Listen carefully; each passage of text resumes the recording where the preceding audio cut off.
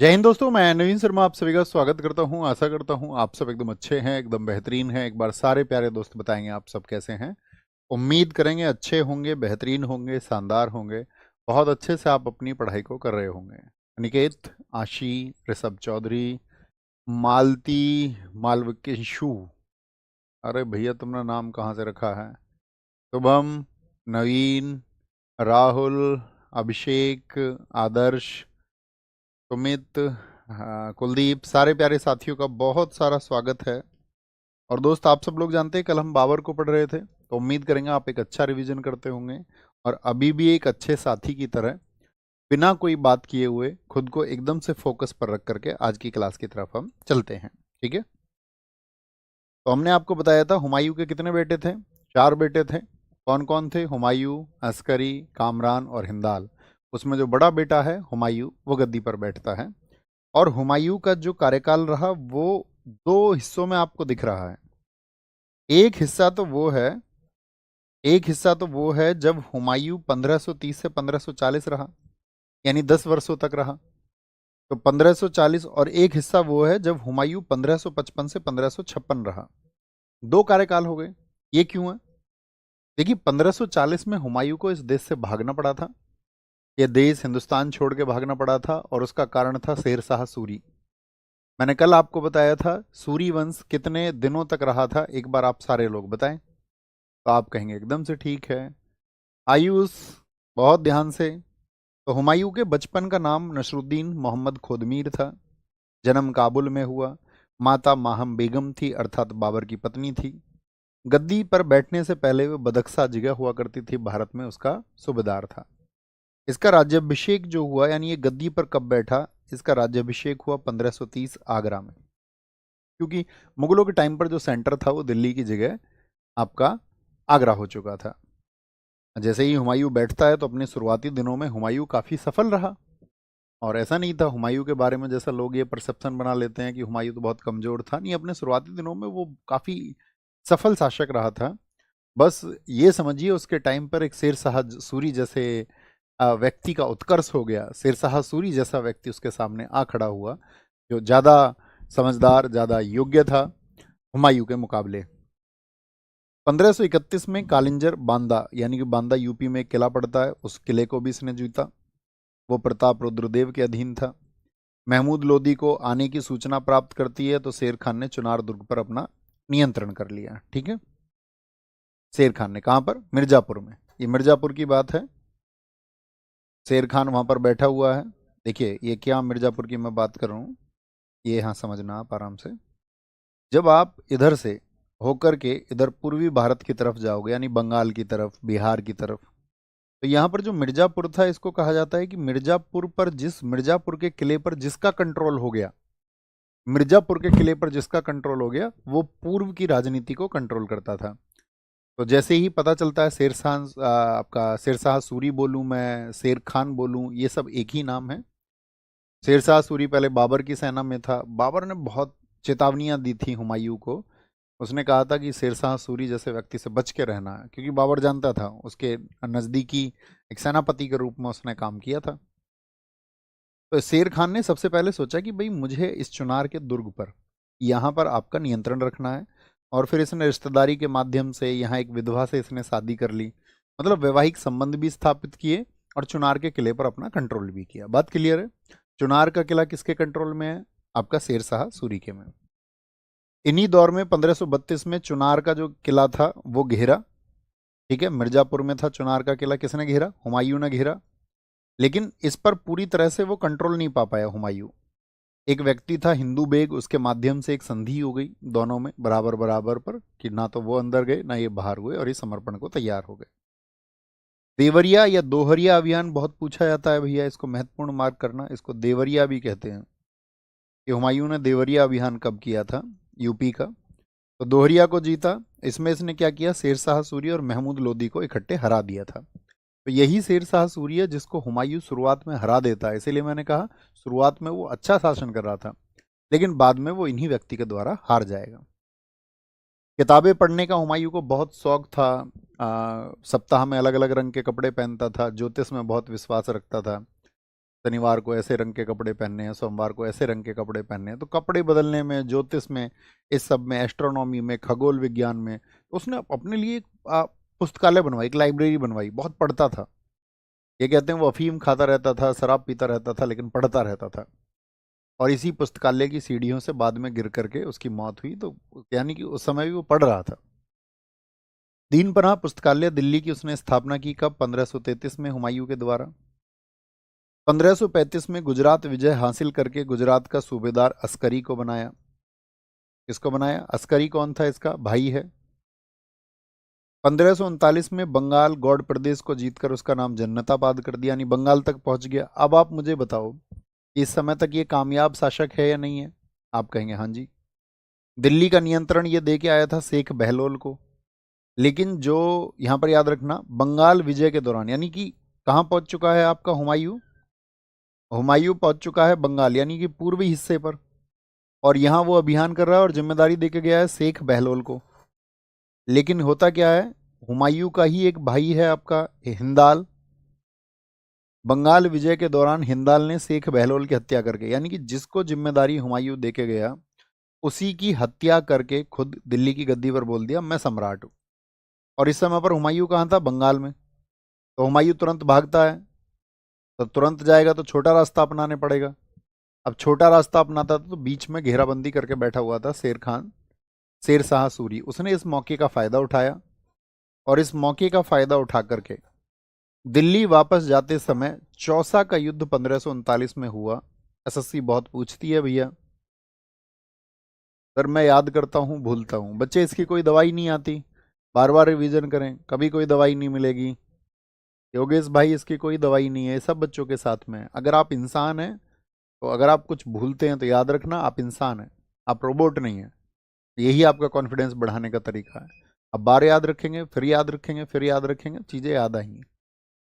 ठीक है, यही एक तरीका होता है, बार बार रिवीजन, वही एक बेस्ट वे है। बाकी किसी से चक्कर मत रहना कि कोई इसकी विद्या होगी क्या। स्कैन टेक्निक मैं आपको बता चुका हूँ। स्कैन टेक्निक में क्या, थोड़ा सा जो पढ़ते हैं उसको आंख बंद करके मेमोराइज करिए, ऐसे पेज का पेज। क्या पढ़ा था आपने भूल जाओ, आंख खोल के फिर पढ़ लो। फिर आंखें बंद करो एक बार और इमेजिन करो कि बंगाल अभियान से जब हुमायूं वापस जा रहा था तो शेरशाह सूरी ने उसको घेर लिया।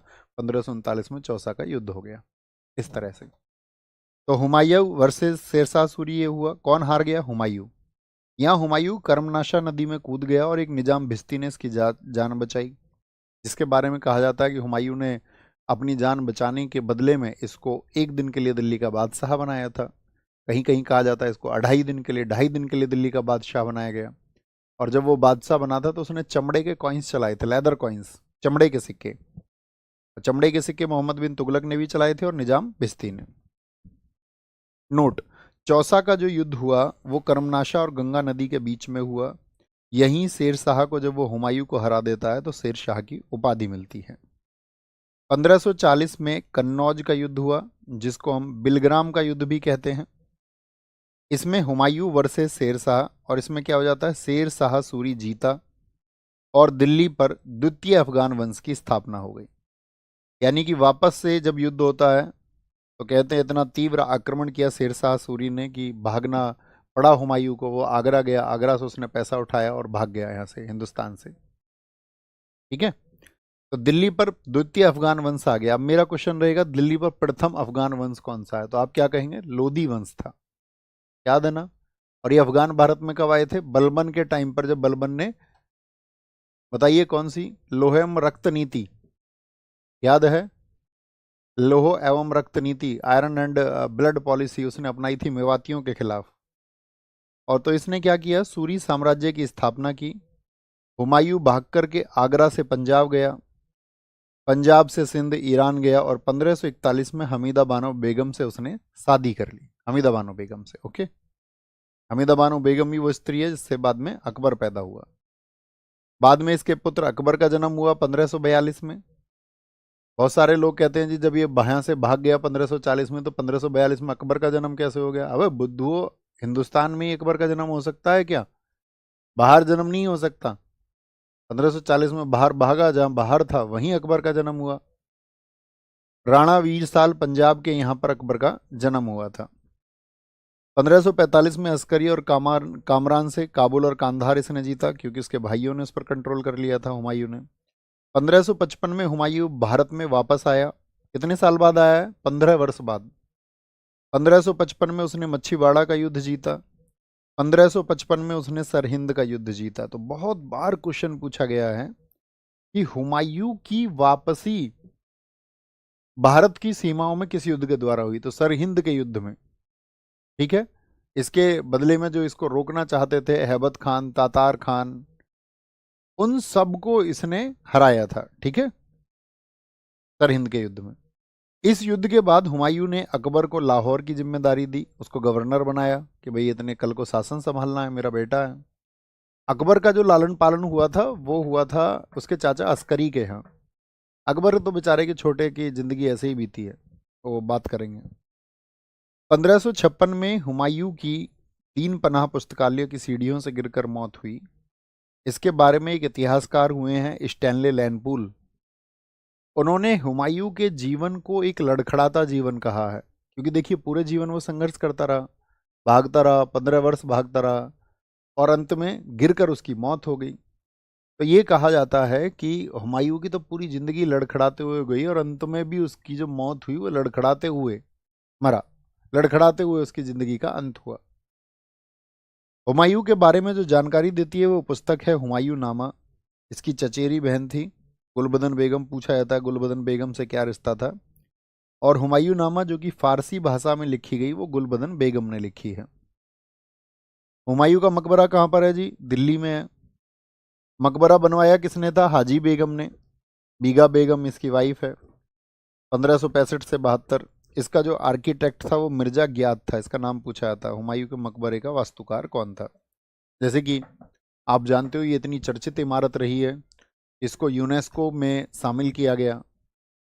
जिन साथियों ने पढ़ा होगा, मैं बार बार क्वेश्चन पूछता हूँ यूनेस्को में आपका, मुझे बताइए जो वर्ल्ड हेरिटेज साइट है, विश्व विरासत स्थल है, उनकी संख्या कितनी है वर्तमान में? सबका आंसर आना चाहिए। अब ये इतना फेमस रहा आपका, अगर हम बात करते हैं हुमायूं के मकबरे को, तो मुगल परिवार के लगभग 250 लोगों की कब्रें यहाँ पर हैं। 250 लोग, राजकुमार, व्यक्ति, अलग अलग, मतलब राज परिवार के आपका लगभग 250 आदमी, तो ये हुमायूं के मकबरे के आसपास दफनाए गए। इसीलिए हुमायूं के मकबरे को मुगलों का कब्रिस्तान कहते हैं, मुगलों का कब्रिस्तान। कल साथी बहुत बिजी शेड्यूल रहा, पिछले कल आप जानते हैं जन्मदिन की वजह से लोग मिलते रहे। उससे पिछली रात जो थी उसमें भी फ़ोन आते रहे, लोग मिलने आते रहे। पिछली जो रात गई है बहुत रात तक गांव में था जैसे मैं, तो बहुत लोग वहाँ भी देर रात तक गए। तो पिछले 2 दिन से थोड़ी जागते जागते तबीयत भी ऐसी ख़राब है ना। तो थोड़ा अगर कुछ लगे आपको, आवाज़ में भी हल्का लग रहा होगा आपको, आवाज़ भारी, तो प्लीज़ एडजस्ट करना, उसके लिए माफ़ी चाहेंगे अगर आवाज़ थोड़ी बहुत भी डिस्टरबेंस हो रहा है, क्योंकि एक बच्चा लिख रहा है। इस मकबरे को मुगलों का कब्रिस्तान कहते हैं क्योंकि यहाँ पर मुगलों की कब्रें हैं। It's tomb is called the graveyard of the Mughals, include in UNESCO 1993। इसकी जो शैली है, जिस हिसाब से इसको बनाया गया है, उसको मुगल शैली बोलते हैं, मुगल शैली। और यहाँ जो पहला उद्यान मकबरा, फर्स्ट गार्डन टॉम्ब है, यानी कि जहाँ पर मकबरा है उसके पास में गार्डन भी लगाया गया है। जैसे ताजमहल है, ताजमहल एक मकबरा है, उसमें भी गार्डन है या नहीं है? हाँ भैया जी है। तो इस तरह से ये क्या है, आपका पहला उद्यान मकबरा है भारत का। हुमायूं रविवार को पीले वस्त्र, शनिवार को काले वस्त्र और सोमवार को सफेद वस्त्र पहनता था। इसके समय के जो प्रमुख चित्रकार थे वो थे मीर सैयद अली, यूसुफ और अब्दुस समद। हुमायूं ने दीन पनाह भवन बनवाया था नई दिल्ली में। फतेहाबाद मस्जिद उसने हिसार में बनवाई। शेर मंडल की स्थापना नई दिल्ली पुराने किले के अंदर इसी ने की। हुमायूं का मकबरा मैंने भी बताया था आपको, क्या नाम बताया, बताएंगे? अभी हमने बताया था आपको बीबी, सॉरी बोलेंगे जी, क्या बताया था मैंने आपको? हाजी बेगम और बीगा बेगम, ये एक ही नाम है, दोनों एक ही नाम है। तो हुमायूं का मकबरा, ऐसे कंफ्यूज मत हो जाना, ठीक है। तो वो बीगा बेगम ने बनवाया। यूनेस्को में कब शामिल हुआ ये हम आपको बता ही चुके, 1993 में। हुमायूं का जो मकबरा है वो किसके मकबरे की, जो तैमूर लंग था 1398 में जो भारत में आया था, उसके मकबरे की ये नकल है। ओके। एशिया का पहला उद्यान मकबरा बेगम हाजी ने बनवाया। मुगलों का कब्रिस्तान है, इसको चार बाग शैली का प्रयोग। चार बाग क्या होता था? चार बाग शैली इसको बोलते हैं, ऐसे पानी की निकासी रख देते थे इसमें से, ये पानी ऐसे निकल जाएगा और इधर ये पार्क हो जाएगा, park P4 park P4 park, यानी कि उद्यान हो गया। और ये पानी निकलने का, तो कितने पार्क हो गए बताएंगे, कितने बाग हो गए? इधर ये फलों के पेड़ लगवा देते थे पार्क में, इधर मिट्टी में फलों के वृक्ष लगवा देते, तो बाग बन जाता था इधर, तो इसको बोलते थे चार बाग। समझ गए चार बाग कला क्या है? हाँ जी भैया। वास्तुकार कौन था इसका? मुगलों के कब्रिस्तान का, यानी कि हुमायूं का मकबरे का, इब्न मिराक और मिराज गियाथ या गियाथीन कहते हैं। किसने हराया था मुझे बताएं फटाफट से हुमायूं को? किसकी वजह से हुमायूं को भागना पड़ा देश से? तो आप कहेंगे भैया वो शेरशाह सूरी था। तो आज की कक्षा में हमको शेरशाह सूरी को, यानी कि दूसरे अफगान वंश को थोड़ा सा समझना है। क्वेश्चन वही दो युद्ध से आते हैं। इसको द्वितीय अफगान वंश कहा गया। सूर साम्राज्य, देखिए एक पूछा जाता मुगलों की भाषा क्या थी? मुगलों की भाषा फारसी रही, और इस समय पर आगरा सेंटर दिल्ली यहाँ सब जगह पे फारसी भाषा बोली जाती थी।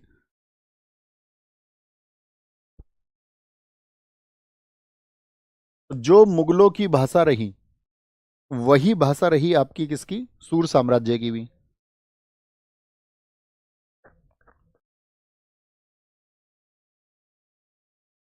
सूर साम्राज्य की।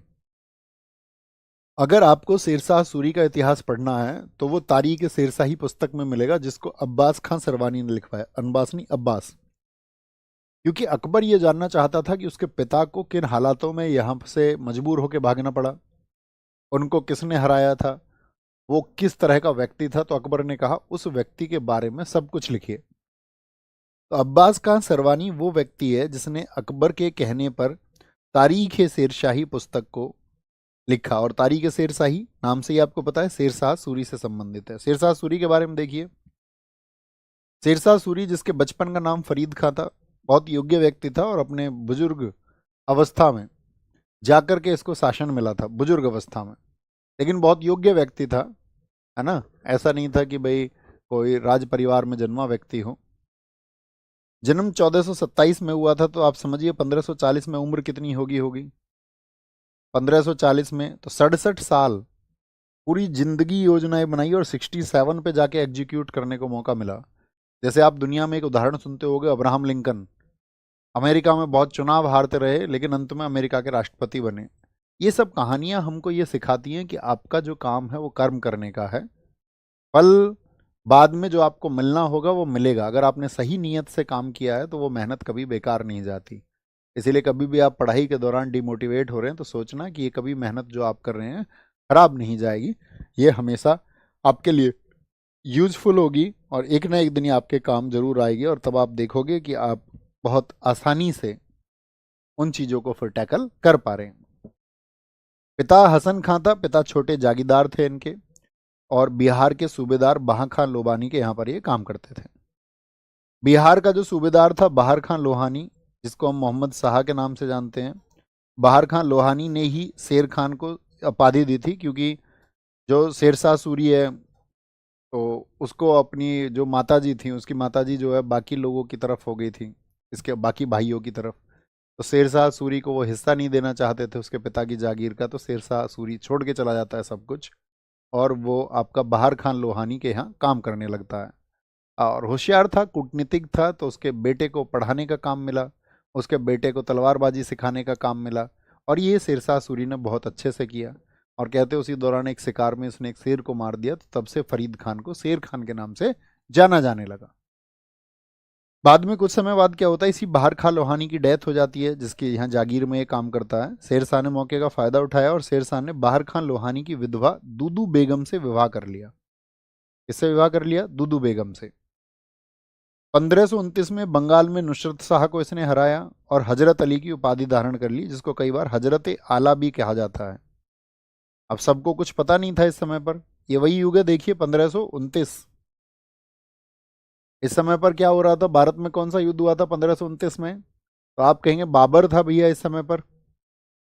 बाबर का कौन सा हुआ? 1526 पानीपत हुआ। 1527 क्या हुआ बताएंगे? खानवा हुआ। चंदेरी हुआ फिर, तो 1529 में चंदेरी का युद्ध लड़ रहा था, तो उसी समय ये बंगाल को जीत रहा था। चंदेरी कहाँ था? मध्य प्रदेश में। और शेरखां कहाँ है? बंगाल में। तो ये भनक लग गई थी बाबर को भी कि ये भविष्य में चिंता का एक कारण होगा, इसीलिए उसने हुमायूं को चेताया था कि भाई आपको ध्यान रखना है, कल इस व्यक्ति से तुम्हारी फाइट हो सकती है। 1530 में चुनार का किला मिर्जापुर शेरशाह सूरी ने अपने अधीन किया, और वहां की एक लॉर्ड मलिका नाम की थी महिला, उससे इसने शादी की। 1539 में चौसा का युद्ध जीता और शेरशाह अल सुल्तान आदिल की उपाधि धारण कर ली। ये मैं आपको बता ही चुका हूँ। हुमायूं को पहली बार हराया, और जैसे ही हुमायूं को दूसरी बार हराया, 1540 में बिलग्राम या कन्नौज का युद्ध जीता और सूर वंश की स्थापना कर दी। 1541 में बंगाल जीता। बंगाल को सरकार अर्थात जिलों में बांट दिया, जैसे आज भी जिले होते हैं। भाई आज भी तो जिले होते हैं, आप कौन से जिले से हैं? किसी जिले से होंगे आप भी।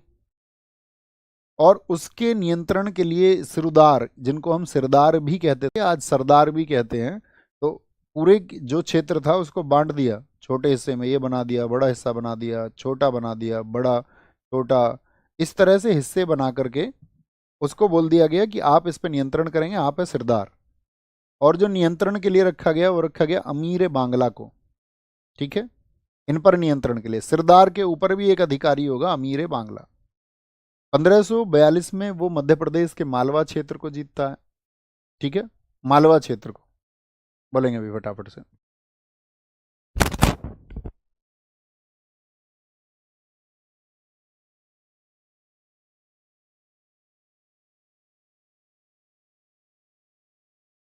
सॉरी सॉरी सॉरी, एक बच्चा भी लिख रहा है, अभी मैंने देखा, सॉरी, 1530 में तो मौत हुई, अभी हमें 29 में हमने चंदेरी बोल दिया। 26 पानीपत था, 27 आपका 27 में आपका खानवा हो गया, 28 में आपका चंदेरी था, 29 में घाघरा था, जो जल और थल दोनों पर लड़ा गया। लोदियों के खिलाफ उसने इस युद्ध को लड़ा था। सॉरी, अभी हम गलत बोल गए थे। एकदम ठीक है, थैंक यू अभिषेक जी। 1542 में मालवा जीता, और मालवा जीता तो वहां के शासक मल्लू खां कादिर शाह को उसने हराया था। 1543 में रायसीन मध्य प्रदेश का क्षेत्र था, पूरनमल जाट को धोखे से मारा, और बाबर से चंदेरी का किला जीत लिया था। से कौन, किस व्यक्ति ने? पूरनमल जाट ने। तो पूरनमल जाट भी बहुत प्रसिद्ध थे इधर एमपी के क्षेत्र में। उन्होंने बाबर को हरा करके बाबर से चंदेरी का किला जीता था, वही चंदेरी का किला जो बाबर ने मेदिनी राय से जीता था। तो उस रायसीन क्षेत्र को अब शेरशाह सूरी ने जीत लिया, एग्जाम में नहीं पूछा जाएगा। ठीक है, और जब इसने पूरनमल जाट को यहाँ धोखे से मारा तो कहते हैं उसके नाम पर एक धब्बा लगा।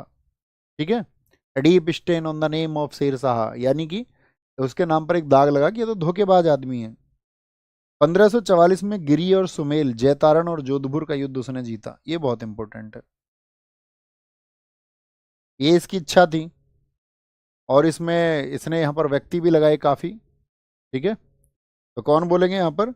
गिरी सुमेल, जैतारण और जोधपुर, दो हिस्से पड़ते थे। यहाँ पर शेरशाह सूरी ने एक बात कही थी इस युद्ध में, क्योंकि शेरशाह ने बहुत कूटनीति का प्रयोग किया, बहुत साधन उसके लगे, लेकिन उसकी सेना जो है इस युद्ध को हार सकती थी। इसीलिए उसने कहा, जीत तो गया था इसको, लेकिन उसने कहा था एक मुट्ठी बाजरा, क्योंकि राजस्थान में बाजरा ही होता था। तो गिरी सुमेल युद्ध के लिए उसने ये कहा था, एक मुट्ठी बाजरे के लिए मैं हिंदुस्तान की बादशाहत खो देता। समझ रहे हैं? 1544 में उसने मेवाड़ अभियान किया। मेवाड़ अभियान इसलिए चर्चित है क्योंकि यहाँ पर दाहिमा पन्ना का नाम आता है, कि मेवाड़ के, जब मेवाड़ पर अटैक हुआ था, मेवाड़ पर जब हमला हुआ, तो मेवाड़ में जब राज परिवार पर हमला हुआ, तो एक बच्चे को मारने के लिए जब खोजा जा रहा था, तो दाहिमा ने अपने बच्चे को लिटा दिया था एक राजकुमार की जगह। ऐसी माँ आपको दुनिया में कहीं नहीं मिलेगी, कि जो राज परिवार के लिए जहाँ पर वो काम करती थी उसके प्रति इतनी कृतज्ञ थी कि अपने बेटे तक की जान न्यौछावर कर दी कि नहीं, ये राज परिवार बचना चाहिए, हम तो साधारण लोग हैं। तो इसलिए दाहिमा पन्ना, जिनको दाहिमा गुजरी के नाम से भी जाना जाता है, आज पूरे इतिहास में जानी जाती हैं। एक बच्चे की कुर्बानी भी कोई कर सकती है अपने उस अन्न का मोल चुकाने के लिए। इसलिए भी कहा जाता है कि दुनिया में सभी लोग गद्दार नहीं होते, बहुत लोग वफादार भी दुनिया में होते हैं। तो दाहिमा पन्ना को याद किया जाता है। 1545 में कालिंजर पर इन्होंने आक्रमण किया, कालिंजर का जो किला था। वहां चंदेल शासक कीर्ति सिंह शासन कर रहे थे। चंदेल शासक कीर्ति सिंह। इस पे क्या होता है कि ये जब वो किले के दरवाजे नहीं खुल रहे थे कालिंजर के, तो ये तोप पर बैठा हुआ था, इसके पास तोप थी, ऐसे ना स्टैंड लगा लेते थे ऐसे, यहाँ से खड़े होकर देखता था ये किले के अंदर। बोला भैया क्या चल रहा है किले के अंदर, बोला इधर गोला फेंक के मारो, इधर मारो। तो वो उक्का तोप इसके पास थी, तो कहते हैं उससे दीवार के, किले की दीवार इधर थी, देखता रहता था अंदर कौन किधर रानी घूम रही है। तो इधर एक गोला इन्होंने फेंका, तोप इधर थी, तो गोला लग के इधर ही आ गया वापस और फट गया, और साथ में शेरशाह सूरी भी फट गया। ठीक है।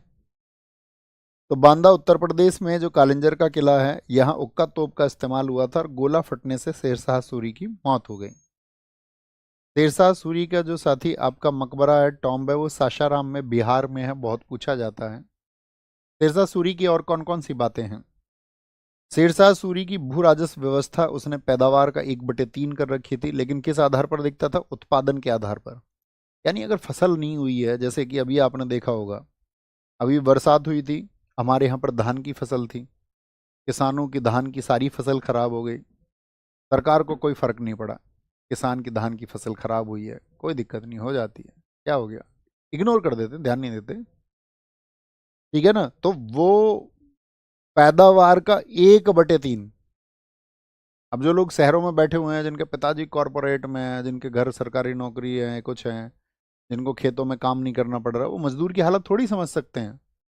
उनको पता नहीं है कि एक किसान के बच्चे का जो पेट पलता है, उसकी जो पढ़ाई लिखाई होती है, 6 महीने में एक फसल आती है, थोड़ा सा पैसा दे के जाती है, उससे सारी गुजर बसर करनी है, दुनिया का कर्जा, दुनिया का संतुलन बनाना है, उससे तमाम उधारी तब चुकानी है। तो ये कहता था उत्पादन के आधार पर, यदि उत्पादन अच्छा नहीं हुआ है तो ऐसा नहीं है कि ये फिक्स तुमसे कुछ लेगा। ठीक है, उत्पादन के हिसाब से देखेगा। इस व्यवस्था को टोडरमल ने जन्म दिया था, और टोडरमल भारत में बहुत अच्छे भू जानकार कहे जाते थे। पहले क्या होता था, राजा जागीरों से आपका राजस्व वसूलते थे, लगान वसूलते थे। जैसे आज भी आप अपने खेतों को किसी को दे दोगे 1 साल के ठेके पर, तो आप उससे पैसे ले लोगे 1 साल के 6,000, 7,000, 5,000, जो भी आपके यहाँ चलता होगा, 8,000। तो इसको बोलते लगान पे दे देना। तो ऐसे ही पहले राजा, व्यक्ति के अपने अधिकार तो थे नहीं, तो पहले भूमि होती थी राजा की, और व्यक्तियों उस पर आपका जो खेती बाड़ी करते थे, तो उस पर बोलते थे 100 गांवों की जागीर इस आदमी के नाम पे, इन गांवों से पैसा ये इकट्ठा करेगा। वो जागीरदार हुआ करते थे। तो उस एक व्यवस्था को जनक देने वाले व्यक्ति है टोडरमल। यही टोडरमल व्यक्ति हैं जो बाद में अकबर के नवरत्न में से एक हुए, और अकबर के टाइम पर ये अकबर के फाइनेंस मिनिस्टर भी रहे। इनको मुख्य वित्त मंत्री भी कहा जाता था अकबर के समय का, अकबर के समय। ओके। पट्टा प्रथा आज भी मिलते हैं गाँवों में, जैसे सरकार देती है जिनके पास भूमि नहीं होती, भूमिहीन लोगों को, गरीब लोगों को, कि भाई इनके पास जमीन नहीं है, तो सरकार इनको जमीन दे देती है कि नहीं? हाँ जी भी है। तो पट्टा प्रथा इसने शुरू की, जिसको कबूलियत कहा गया।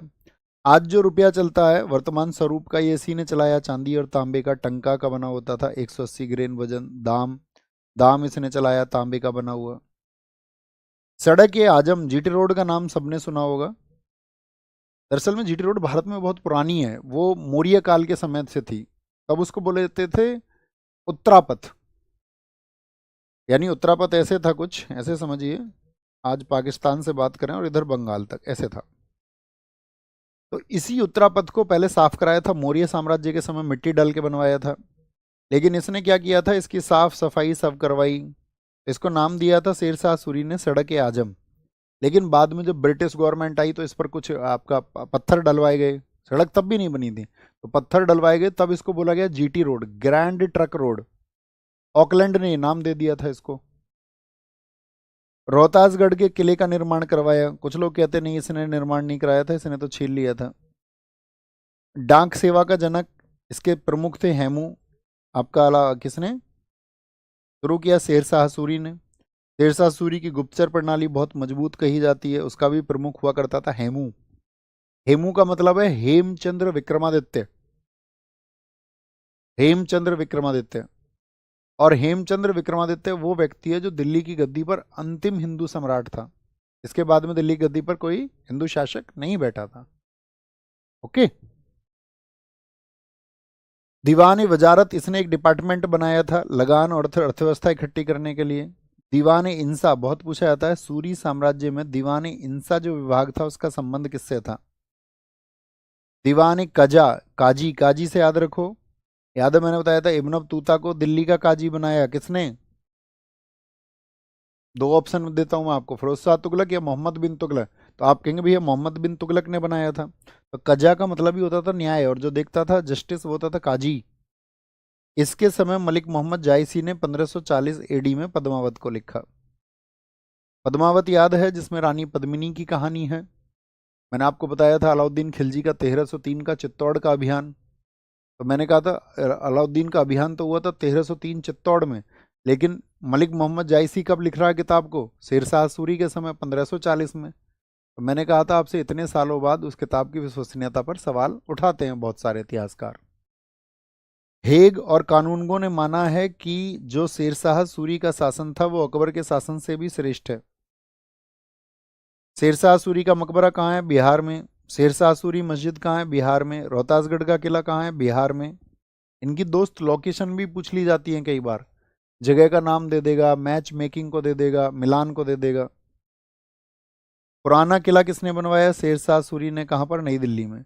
इसकी शुरुआत कराई थी हुमायूं ने, बाद में काम कराया इसमें शेरशाह सूरी ने। किला ए कुहना जो कि पुराने किले के अंदर है नई दिल्ली में, ये शेरशाह की अपनी मस्जिद थी जहाँ पर ये आपका नमाज वगैरह पढ़ता था। जलाल खान कौन व्यक्ति है? तो मैंने बताया शेरशाह सूरी तो रह पाया 1540 से 45, कितने वर्ष? 5 वर्ष। इसके बाद गद्दी पर आया जलाल खान जो कि इस्लाम शाह नाम से गद्दी पर बैठा। इसके बाद में फिरोज आता है, वो 3 दिन के लिए रखा, उसकी हत्या हो गई। ये सब आपको याद करने की जरूरत नहीं है, जो दो दो तीन तीन दिन के शासक है, नहीं याद रखने हैं। इसके बाद में शेरशाह का भाई निजाम खां का पुत्र जो है आपका, वो गद्दी पर आ जाता है। अंतिम शासक रहा आदिल शाह सूरी, जिसका सेनापति था हेमू। हेमू ही इस समय ख्वाब देखता है कि दिल्ली की गद्दी पर हम क्यों नहीं बैठ सकते। तो दिल्ली की गद्दी पर अंतिम हिंदू सम्राट हुआ है आपका हेमू, बहुत इंपॉर्टेंट बात है। और हेमू ही 1556 में पानीपत के द्वितीय युद्ध में अकबर से टकराता है। बड़ी इंटरेस्टिंग कहानी होगी, आप देखोगे हेमू के उन हाथियों की कहानी कल की कक्षा में, कि कहते हैं हेमू के हाथी मक्खन खाते थे, बहुत मजबूत सेना थी, सबसे बड़ी सेना थी, लेकिन योजनाबद्ध तरीके से जो काम होता है वो सबसे अच्छा होता है। तो क्यों हार गया था हेमू, ये देखना। इसने स्वयं को दिल्ली का सम्राट घोषित कर दिया था। तो ये हेमू के बारे में आपको जानना है, एक बार पढ़ें, और कोई डाउट हो तो मुझे बताएं। इतनी छोटी सी कक्षा के लिए आपका, हम एकदम सही तरीके से चल रहे हैं। इस दिन ऐसा भी होगा कक्षा छोटी होगी, इस दिन ऐसा भी हो सकता है कक्षा पूरे 1 घंटे की हो सकती है। तो वो लोड आपको नहीं लेना, जैसे कल की कक्षा में हमको अकबर कंप्लीट करना है फाइनल। तो एक बार अकबर आप पढ़ के आएंगे, और फिर कुछ अगर पूछना होगा, जानना होगा, तो वो पूछ लेंगे। हालांकि इसके अतिरिक्त आपको कुछ पढ़ना नहीं है। याद रखना सब्जेक्ट्स में सबसे ज़्यादा ध्यान देना स्टैटिक जीके पर, फिर आपका ध्यान देना पॉलिटी पर, फिर हिस्ट्री पर। तो अगर आप दिल्ली पुलिस, सिर्फ दिल्ली पुलिस के लिए हिस्ट्री पढ़ रहे हैं, तो ऐसे पढ़ना शॉर्ट फॉर्मेट में, क्या क्या महत्वपूर्ण है उसको पढ़ते हुए चलना। ठीक है बॉस, जो चीज़ें मैं आपसे बोल रहा हूँ एक बार थम्स अप करो भैया, उसमें से जो आप लिखते हैं महत्वपूर्ण है। और ऐसे मत करना कभी इसी को पढ़ लो, पढ़ते सारा रहें, लेकिन जब परीक्षा का अंतिम समय आएगा तो उस समय पर सिर्फ इन की पॉइंट्स को पढ़ना है, सिर्फ इनको, बाकी कुछ नहीं। ठीक है, बताएंगे एक बार। और रूही कह रही हैं सर जो भी आप पढ़ा रहे हैं ये सब हम एकदम से अच्छे से रिवाइज करते हैं। करना पड़ेगा दीदी, अच्छे से रिवाइज करते रहें, नहीं करोगे तो मारे जाओगे। और भरोसा है हमें, अच्छा स्टूडेंट वही है जो एक अच्छा रिवीजन करे। ठीक है बॉस, तो अपना ख्याल रखिए, बहुत सारा, मिलते हैं कल। और एक बार रिवाइज करके आया करो। सुबह अगर क्लास मान के चलो 7 बजे है, 7 बज के 5 मिनट से, 7 बज के 5-7 मिनट से शुरू होती है, 7:05 आइडियल टाइम मान लो। तब तक शुरू में बैठ जाया करो, ऐसे टाइम टेबल बना लो अपना, 6:55 से बैठ जाएंगे। और जब तक नोटिफिकेशन नहीं आएगा, क्लास शुरू नहीं होगी, लगा के रख दो उसको, क्लास को। इतने 10 मिनट अपना रिवीजन किया करो पिछले का, जब तक क्लास नहीं चलती रिवाइज कर लिया करो, खुश हुआ करो। ठीक है, बाय, टेक केयर, जय हिंद, जय भारत, नमस्कार, ख्याल रखें अपना, सबको, सारे सबके परिवार को नमस्ते। मिलते हैं कल। और अकबर की कहानी बहुत कुछ अच्छी होगी, अकबर के बारे में सीखने को बहुत कुछ है, तो वो आपको सिखाएंगे। क्या युद्ध था, हेमू के युद्ध के बारे में बताएंगे। अकबर की क्या सोच थी, अकबर को क्यों महान कहा गया है, क्यों कहते लिखा इतिहासकारों ने, उन सब चीज़ों के पहलू के बारे में कल बात करेंगे। Okay, bye bye, take care, जय हिंद, जय भारत, नमस्ते। पढ़ते रहिए और आगे खूब तरक्की करके बढ़ते रहिए। Thank you.